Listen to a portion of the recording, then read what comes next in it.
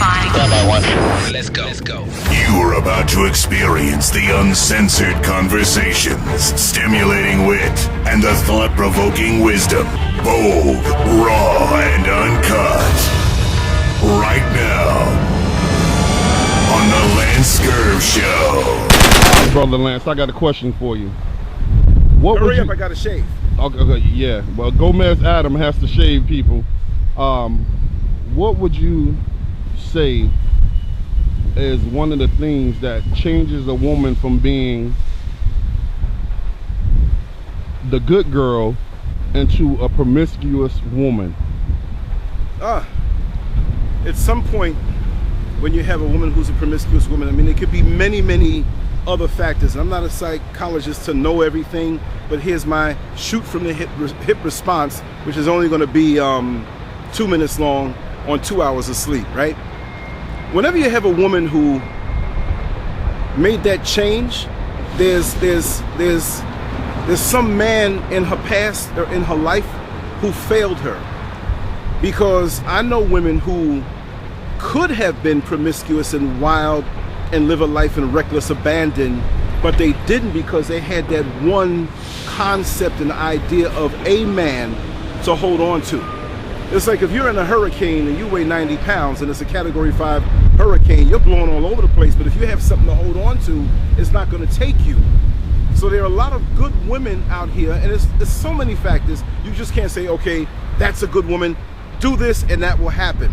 There are many good women out here who have a spiritual undergirdment, and they're not going to go that way. There's some who, I'm not going to say are weaker, but they don't have the support, and they weren't nurtured to be stronger, and they don't have that male. And people say, why is it got to be a man? Why is it got to be a man? Look, we need real men in our society, right?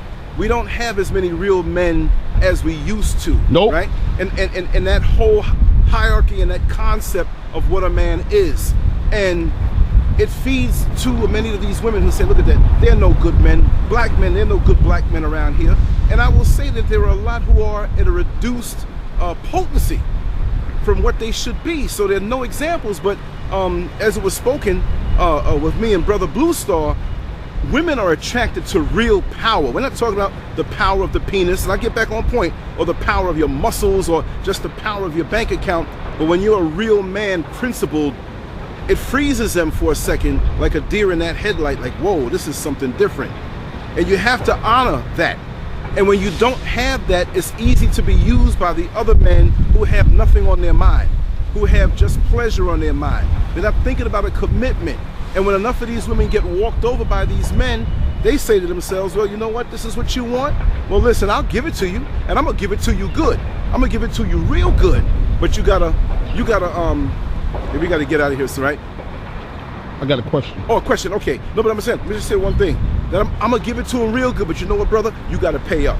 You gotta pay my rent, you gotta give me some money, you gotta do something. You gotta dip into your resources if you want this, because all of y'all are like that. Go okay, ahead. Brother Lance, okay, I got this question for you.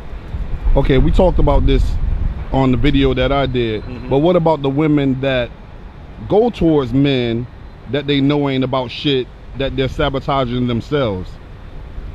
Well, I couldn't really explain that mentality, but if it seems or appears that there's nothing of note, and a lot of women don't consciously do this, it's because that's all they've ever known. They don't know anything else. So it's like, well, let me get the best of the low batch. I mean, you know, there's nothing around. It's like shopping on Christmas, shopping the day after Christmas. Everything's picked over. I mean, that's something I want to meditate on. I really can't give a good answer on that. I like to meditate on stuff. Today, driving the bus, I know I'm going to see some prime and fine examples of black male decadence. I'm not knocking my brothers. We need to embrace them and help them. We need to embrace our sisters. We need to restore ourselves and heal ourselves up, because nobody else is going to do it for us. We're a sideshow for the world. And as long as we remain this way, nobody else is going to do it for us, because they got theirs and we don't have ours. So if we die off, hey, it's entertainment for somebody else.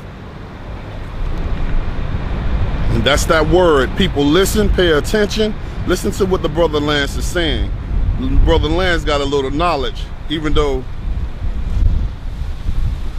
I got to shave. I got to shave. Gomez Adams. Peace.